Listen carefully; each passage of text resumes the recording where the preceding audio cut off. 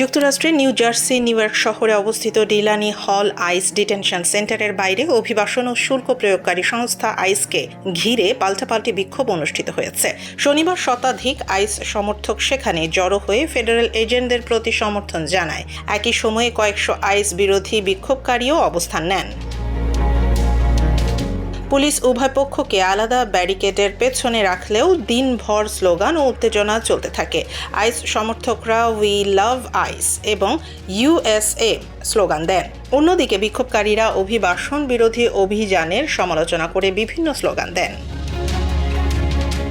আইস সমর্থকদের দাবি, সংস্থাটি দেশের আইন প্রয়োগ এবং জননিরাপত্তা রক্ষার কাজ করছে। তাদের মতে আইস কর্মকর্তাদের বিরুদ্ধে চলমান আন্দোলন অপ্রয়োজনীয় এবং আইন শৃঙ্খলার জন্য ক্ষতিকর।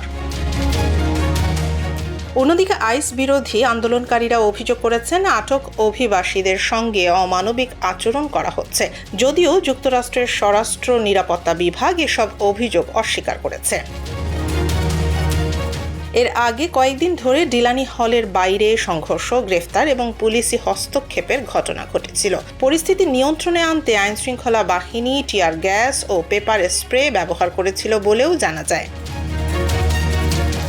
তবে শনিবারের পরিস্থিতি তুলনামূলক শান্ত ছিল। নিউ জার্সি স্টেট পুলিশ কঠোর নিরাপত্তা ব্যবস্থা গ্রহণ করে উভয় পক্ষকে পৃথক রাখে। এদিকে আইস সামাজিক যোগাযোগ মাধ্যমে পুলিশকে ধন্যবাদ জানিয়ে আইনশৃঙ্খলা বজায় রাখার জন্য তাদের সহযোগিতার প্রশংসা করছে।